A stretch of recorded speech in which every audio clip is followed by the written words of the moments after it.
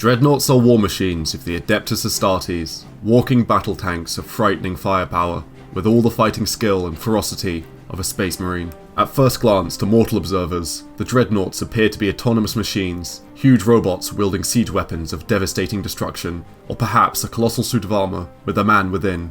The truth of Dreadnoughts lies somewhere in between, for what is housed within its armour is a shell of what was once an Astartes, both living and dead, bound to serve eternally in battle. When a space marine is grievously wounded from battle, so much so that it is beyond the abilities of apothecaries to restore them with cybernetics and clone tissue, one of two things can happen. Either their gene seed is recovered for later use, or install what remains of the warrior into a life-supporting sarcophagus, so that he may continue to fight in the Emperor's name. The Astartes, permanently encased in their new body of ceramite and adamantium, are interfaced with their new body through a form of mind impulse unit, a type of neural link between a sentient brain and a piece of machinery. This technology is also seen used in the colossal titans of the Adeptus Mechanicus, but rarely elsewhere. The battle brother housed within no longer has any senses of his own, and lives eternally in a bath of cool fluid in which to sleep dreamlessly when not in battle or called upon by the chapter for guidance or historical clarification. His eyes and ears are wired to the sarcophagus's Auspex arrays, relying on them now entirely. While several patterns of Dreadnought exist, the most ubiquitous is the Castroferum pattern Dreadnought, with the Mark IV and V being the most commonly used amongst them.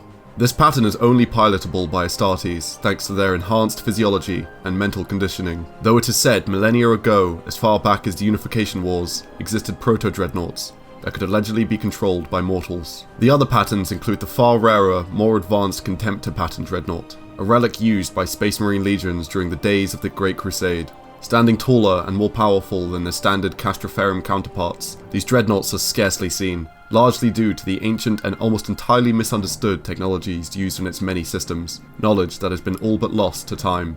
In place of the automatic arc reactors and helical targeting arrays of the Contemptor, the Castroferum utilizes adaptable thermic reactors and other far more common Imperial technologies. The standard Castroferum Dreadnought is capable of housing a wide range of heavy close and long range weaponry on its arms. Often seen equipped on its left arm is a Dreadnought close combat weapon, a truly devastating variation of Power Fist or Power Claw, with either a Stormbolter or Heavy Flamer slung underneath. The ranged weapons typically equipped on the Dreadnought's right arms include twin-linked las cannons, autocannons, heavy bolters, heavy flamers, and more. As with most Astartes heavy armor, the Dreadnought can also be equipped with smoke launchers.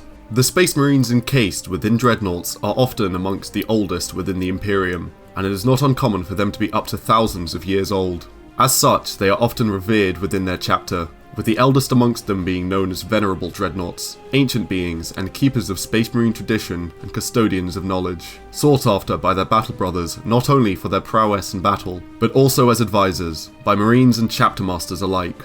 The eldest among even the Dreadnoughts is Bjorn the Fell-Handed of the Space Wolves, well over 10,000 years old, and is said to have fought during the Horus Heresy within the Legion of Leman Russ.